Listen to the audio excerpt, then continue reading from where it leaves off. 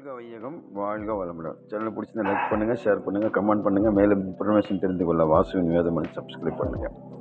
பக்கத்தில் இருக்கிற பெல் பட்டனை கிளிக் பண்ணுங்கள். வாழ்க வளமுடன், வாழ்க வளமுடன். இன்னைக்கு ஜனவரி 24 மகரிஷியோட சப்ஜெக்டில் மனம் ஒரு பொக்கிஷம் அப்படின்னு சப்ஜெக்ட் இருக்கியா.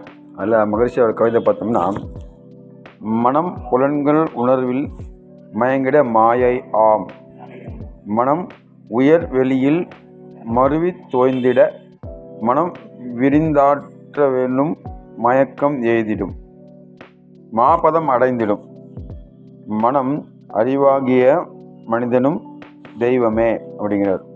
ஒன்று அடுத்த ஒரு 2-3 வரி இருக்குது, இன்னொரு 4 வரி இருக்குது. அது முதல்ல பார்ப்போம். மனம் புலன் உணர்வில் மயங்கிட மாயை ஆம். அதான் வந்துட்டு மனதோட 10 படிநிலை தாண்டி ஒரு மனிதன் மனதை பற்றி சிந்திச்சான் அப்படின்னாவே மனம் இயக்கமற்ற நிலையில் போய் நிற்கும் அப்படிங்கிறாங்க. மனம் இயக்கமற்ற நிலையில் போய் நிற்கும். அது எப்படின்னா சித்த நிறுத்தி விரோதா அப்படின்னு பதஞ்சலி முனிவர் சொல்கிறார். சித்த நிறுத்தி விரோதான். கீதையில் என்ன சொல்கிறாருன்னா, கிருஷ்ணனுக்கு ஒரு தேசாந்திரம் முடிஞ்சதுன்னே இருவக்கெட்டு கூப்பிடுறாங்க. அந்த வனவாசலாம் முடிஞ்சோடனே இது கூப்பிடுறாங்க, நம்ம கோயில்களுக்கு போகிறதுக்கு. என்னது இது, இந்த வனவாசம் முடிஞ்சு தேசாந்திரம் கூப்பிடுறாங்க. தேசாந்திரம் கூப்பிடும்போது கிருஷ்ணன் சொல்கிறான், இல்லை நான் வரல, எனக்கு நிறைய வேலை இருக்குது, வர முடியாது அப்படி. என்ன அப்படி அப்படின்றாங்க. அப்போ சொல்கிறாங்க, இந்த பிரபஞ்சத்தை படைத்தது நான் தான். இந்த பிரபஞ்சத்தை படைத்தது நானாக இருந்தாலும் படைக்கப்பட்ட உயிர் அதனது தனித்தனியாக ஒவ்வொரு வேலை செய்ததுனால அதனது பதிவாதது அனுபவிக்குது. அதுக்கான விஷயத்தை நான் பார்க்க வேண்டியிருக்கு.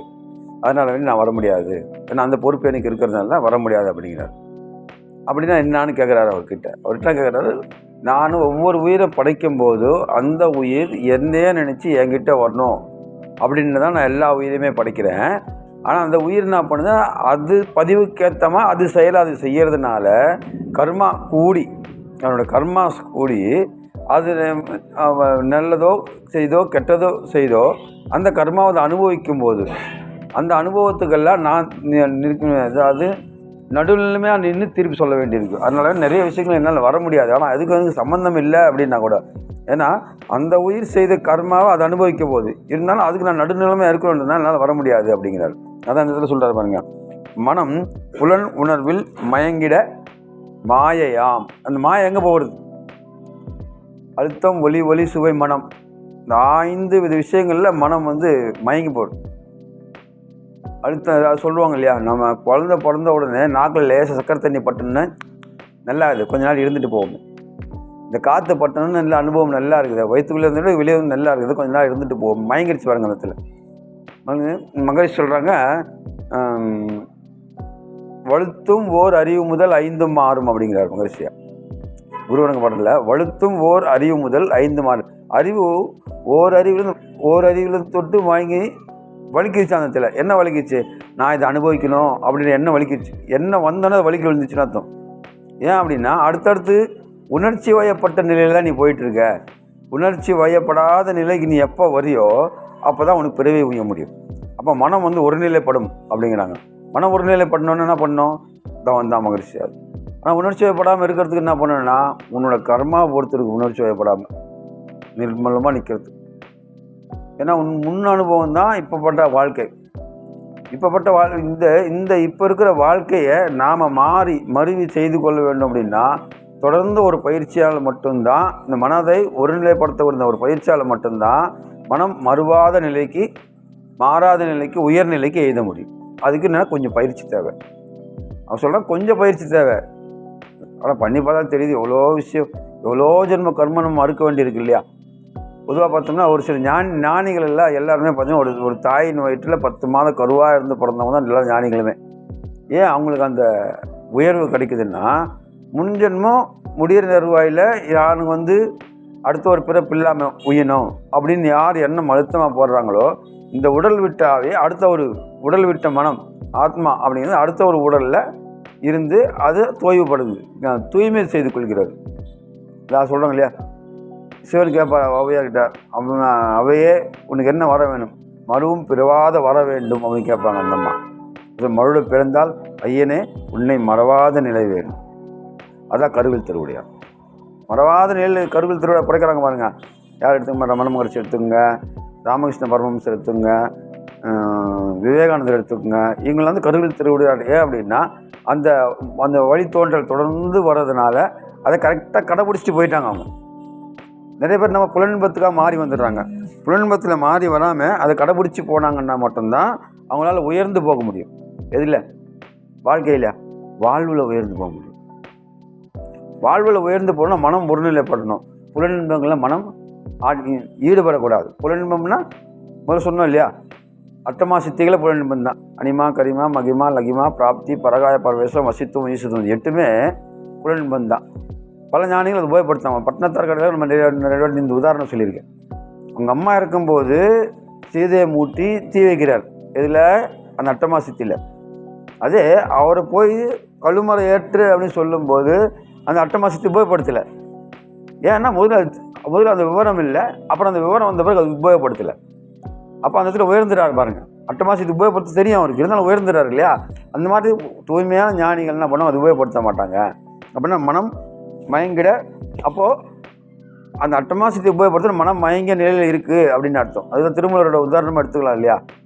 திருமூலர் அவன் வழியாக காட்டு வழியாக நடந்து போயிட்டுருக்காரு. காட்டு வழியாக போகும்போது மாடுகளை வந்துட்டு மூலன் அவன் மூச்சு போயிடுச்சு.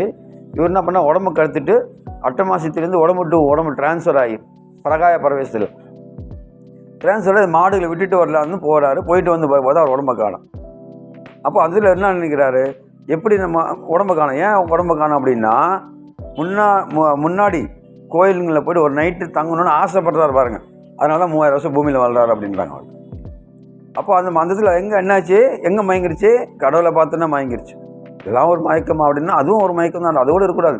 எதுலேயுமே இஷ்டமோ துக்கமோ எதுவுமே இருக்கக்கூடாது. அதுதான் வாழ்வின் நிலை. வாழ்க்கை நிலை வந்து ஏதாவது ஒரு பொருளை வச்சு தான் நின்றுப்போம். வாழ்வின் நிலை வந்து எதுலேயுமே இஷ்டப்படாமல் இருக்கிறது. மகரிஷியா கூட கடைசியாக சொல்லியிருப்பார், இனி எனக்கு வேண்டாமை வேண்டும், எதுவும் வேணாம், அதுதான் வேணும், ஆனால் அதுவும் கேட்கக்கூடாது, வேணாம். நான் இந்த நிலைக்கு வருவேன் நான் எதிர்பார்க்கல, ஆனால் இந்த நிலைக்கு கடவுள் என்னை உயர்த்திருக்கிறார், அவள் தான் நினைக்கிறத தவிர இந்த நிலைக்கு நான் வருவேன் எதிர்பார்க்கல அப்படிங்கிறார் மகரிஷியா. ஒரு ஸ்பீச்சில் பார்த்தா தெரியும் நமக்கு. அதுக்கப்புறம் பார்த்தோம்னா, மனம் உயர் வெளியில் மருவி தோய்ந்திட மனம் விருந்தாற்றி வெனும் மாப்பதம் எய்திடும். விருந்தாற்ற வெனும் மாப்பதம் எய்திடும். விருந்தாற்றி வெண்ணும் அப்படின்னா நான் முதல்ல சொன்னேன், ஒரு மௌனம் என்னால் வந்து இதுக்கு போக முடியுது ஆலியார். அப்போ வந்து நல்ல பொங்கல், செம்ம கூட்டம், ரொம்ப கஷ்டப்பட்டு போகணும். ட்ரெயின் டிக்கெட் புக் பண்ணேன், நான் பஸ் டிக்கெட் புக் பண்ணேன். கூட வந்து பழைய அருள் என்ன பண்ணார், வேணாங்க நம்ம ட்ரெயினை கன்ஃபார்ம் பண்ணிக்கிறேன், பர்த்தில் போயிடலாம் அப்படின்னாரு. போனால் அது கன்ஃபார்ம் ஆகலை. பொங்கல் டைம்ன்றதுனால பயங்கரமான கூட்டம். ஒண்டி அடிச்சு ஒரு கருப்பைக்குள்ளே பாப்பா உட்காந்தா எப்படி உட்காந்துருக்கோம் அந்த மாதிரி உட்காந்து நைட் ஃபுல்லாக ட்ராவல் பண்ணுறேன். ஒரு கண்ணில் தண்ணியாக வந்துடுச்சு. அருள்நிதிக்கு, சீனியர் அருள்நிதி, அவர் இன்னும் மூத்தவர் தான், முசீனியர் அருள்நிதி, வயசு கம்மி, அது வேறு விஷயம். கஷ்டப்பட்டு அவ்வளோ கஷ்டப்பட்டு நாங்கள் போகிறோம். அங்கே போகிறோன்னு என்ன பண்ணால் இறங்கி டிக்கெட் புக் பண்ணி திரும்பி வருது. ஏன்னா பஸ் கிடைக்கல, என்ன பண்ணுறது அப்படின்னு சொல்லிட்டு மௌனம் முடிச்சுட்டு கிளம்பலாம். மௌனம் முடிக்கிற அன்றைக்கி மகரிஷியா வராரு. என்ன சொல்கிறாருன்னா, நீங்கள் மௌனம் இருக்கிறத என்னால் சக்தி காலத்தில் நல்லா உணர முடியுது, எனக்கு வாழ்த்துக்கள் அப்படிங்கிற மகரிஷியா. பட்ட கஷ்டமெல்லாம் போயிடுச்சு. அதான் மகரிஷியா இந்த இடத்துல சொல்ல பாருங்க, விருந்தாற்றி வெனும் அப்படின்னா நாம் போய் மேலே விரியும் போது ஞானிகள் விரிந்த நிலையில் இருக்காங்க இல்லையா, சக்தி காலத்தில் பேரியக்க மண்டலத்தில், அது நம்மளை அங்கே அவங்களால உணர முடியுது பாருங்க, கரெக்டாக இல்லையா? அதுதான் விருந்தாற்ற வெனும் அப்படின்னு போட்டுக்காரு. விருந்தாற்றி வெனும், இது ஸ்பெல்லிங் ஏதோ இது மாற்றம் இருக்குன்னு நினைக்கிறேன், தெரியல. விருந்தாற்றி வெறும் மாப்பதம் எய்திடும். மாப்பதம் அதுதான். ஏம்மா எப்படி மாப்பதம்?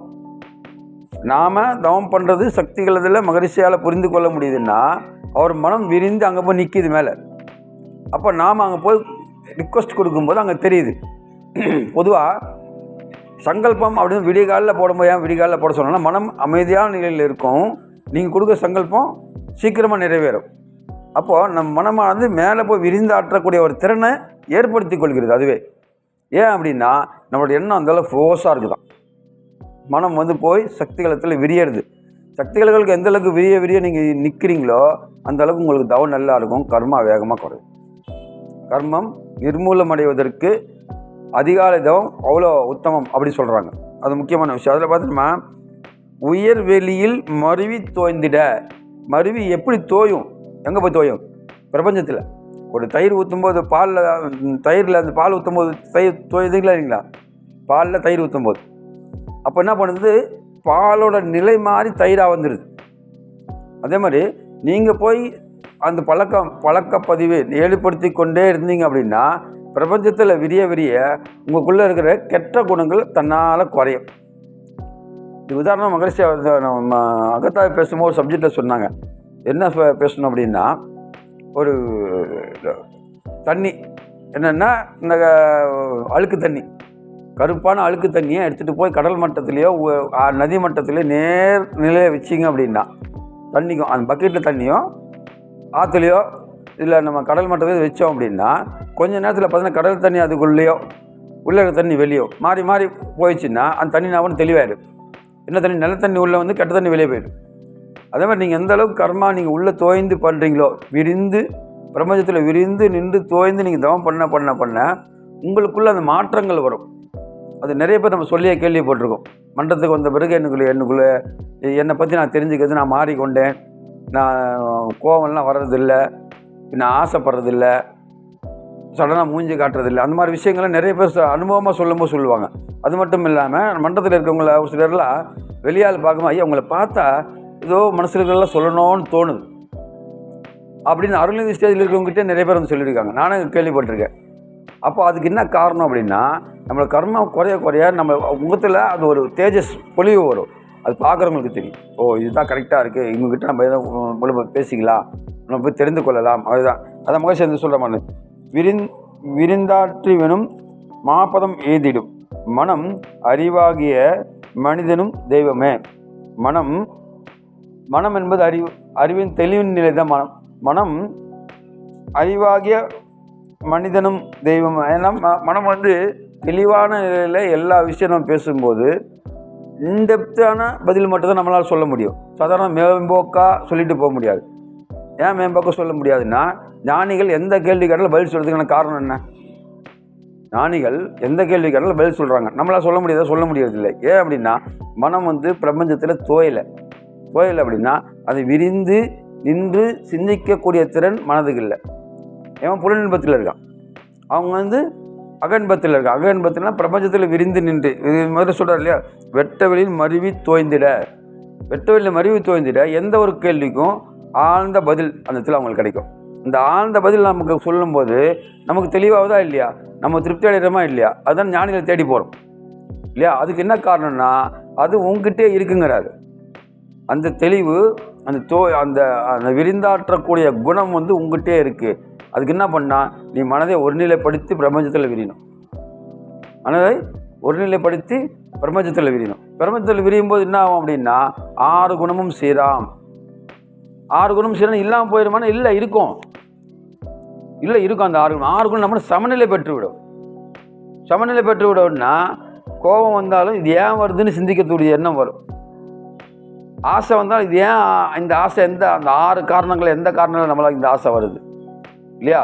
கடும் பற்று நம்மளுக்கு ஏன் வருது, அந்த மாதிரி சிந்தனைகள் எல்லா சிந்தனைகளும் சிந்தித்து செயல் புரிவதற்கான தெளிவு நமக்கு வருதுன்னா மனம் பிரபஞ்சத்தில் விரிய மட்டும்தான் அதுக்கு நமக்கு வரும். பிரபஞ்சத்தில் விரியணும் அப்படின்னா மனம் விரியணும் அப்படின்னா நம்மளுடைய முதல்ல தவம் பண்ணி சுவாச ஒடுக்கம் ஏற்பட்டாவே போய் பிரபஞ்சத்தில் விரிய ஆரம்பிச்சிடும். அது பிரபஞ்சத்தில் விரிவத்துக்கு என்ன பண்ணும், அதுதான் மகிழ்ச்சியோட பயிற்சி. உடலுக்கு உடற்பயிற்சி பண்ண என்ன ஆகும், நோய் எதிர்ப்பாற்றல் அதிகமாகும். நோய் எதிர்ப்பாற்றல் அதிகமாக இருக்கும்போது நீ உட்காந்து தியானம் பண்ணால் என்னோட மனம் எங்கே லயிக்கும், உடம்புல லயிக்குமா, உடம்பை விட்டு வெளியே போகிறதுல லயிக்கும். வெளியே போகிற லைக்க என்ன ஆகும், பிறப்பிறப்பு சக்கரத்தை உயர் துரியாதீத தவமோ பிறப்பிறப்பு சக்கரத்தை முறிக்கும் அப்படிங்கிறார் மகரிஷியா. உயர் துரியாதீத தவமோ, துரியாதீத தவம்னா பிரபஞ்சத்தில் போய் விரியது. சக்தி காலத்தில் விரிஞ்சு அப்புறம் சிவகாலத்தில் போயிட்டு நம்ம வரோம். சக்தி காலத்தில் விரிய என்ன ஆகும்னா அந்த பிரபஞ்சத்தில் இருக்கிற ஆற்றல் நமக்குள்ளே வரும்போது வந்து நமக்குள்ளே இருக்க அந்த ஆத்மாவோட தூய வெளியோட சுத்த வெளியோட இணையும் போது நம்மளோட ஆறா விரிந்து பிரபஞ்சத்தோடு நம்ம குடும்பம் இணைச்சி விட்டுரும். அப்போ இணைச்சி வைக்கும்போது என்னன்னா இந்த 6 குணம் சீரடையும் போது நம்ம யாருக்கிட்டேயோ நம்ம 6 குணத்தை வெளிப்படுத்தவும் மாட்டோம். அதுக்கான சரியான புரிதலை நாம் புரிந்து கொள்ளும் போது மனம் வந்து அமைதி பெற்றுவிடும். மனம் அமைதி பெற நமக்கு உயர்ந்த வாழ்க்கை இல்லை, உயர்ந்த வாழ்வு. ஏன்னா உயர்ந்த வாழ்கிறவனுக்கு தெரியும் பொருளால் நம்மளுக்கு ஒன்றும் சாதிக்க வேண்டியதில்லை, அருளால் மட்டும்தான் சாதிக்க முடியும். பொருள் வந்து வரும் போகும், சாதாரணமாக சொல்லிடலாம் வரும் போகும்னு. ஆனால் பொருள் இல்லாருக்கு இவ்வுலகம் இல்லை, அருள் இல்லாருக்கு அவ்வுலகம் இல்லை. கரெக்டுங்களா? ஆனால் அருள் தான் முக்கிய தேவை அப்படிங்கிறது எப்போ தெரியும் அப்படின்னா பொருள் எவ்வளோ இருந்தாலும் ஒரு சட்டன் ஏஜுக்கு மேலே வருதுன்னு வச்சிங்களேன், எந்த வேலை அவங்களால செய்ய முடியாது. 3 வேளை சாப்பாடு இருந்தால் போதும், பெருதாக தேவையில்லை. அப்போ தான் அவங்களுக்கு அந்த இடத்துல அருள் தேவைப்படுது. அருள் போகும் வெளியே. எங்கே அருளில் தேடி மனம் வெளியே போகும். அதுக்கு என்னென்னா பல ஞானிகள் என்ன சொல்கிறாங்கன்னா, அது சத்சங்கத்தோட தொடர்பு சின்ன வயசுலேருந்தே உங்களுக்கு இருந்ததுன்னா நீ தவறான காரியங்கள், இந்த 6 குணம் வயப்பட்ட காரியங்கள் செய்ய மாட்டேன். நீ அதில் பெரிய அதிலே புரிந்து கொண்டு அதுலேருந்து விலகி நீ வர ஓரளவுக்கு ஏஜுக்கு மேலே மனம் வந்து அமைதி நிலை பெற்றுவிடும். ஆட்டோமேட்டிக்காக மனம் பெற்றுவிடும். நான் இதுக்கு முன்னாடி கூட சொல்லியிருக்கேன். நம்ம நண்பர் ஒருத்தர் கிட்டத்தட்ட 92 வயசு. அவர் மரணம் கிட்டத்தட்ட அன்கான்சியஸ் தான். அவர் நிலை அவருக்கு தெரியல.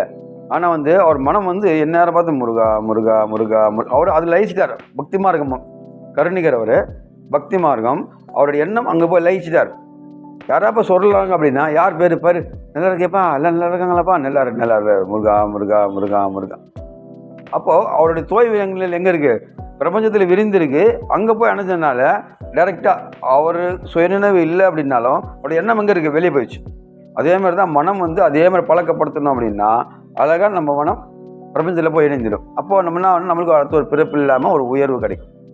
அப்போ அதுக்கு நம்ம என்ன பண்ணணும்? மகிழ்ச்சியாக தொடர்ந்து சொல்லக்கூடிய பயிற்சி தொடர்ந்து செய்தோம்னா உடலுக்கு உடல் பயிற்சி, மனதுக்கு தியான பயிற்சி, நோய் எதிர்ப்பாற்றல் காயக்கல்ப பயிற்சி, குடும்ப அமைதிக்கும் மன அமைதிக்கும் அகத்தாய் பயிற்சிகள் செய்தோம்னா வாழ்வோம் வளமுடன், வாழும் நாள் வரையிலும் துறை நிறைவு செய்கிறேன். வாழ்க வளமுடன். வீடியோ பிடிச்சிருந்தா லைக் பண்ணுங்க, ஷேர் பண்ணுங்க, சப்ஸ்கிரைப் பண்ணுங்க.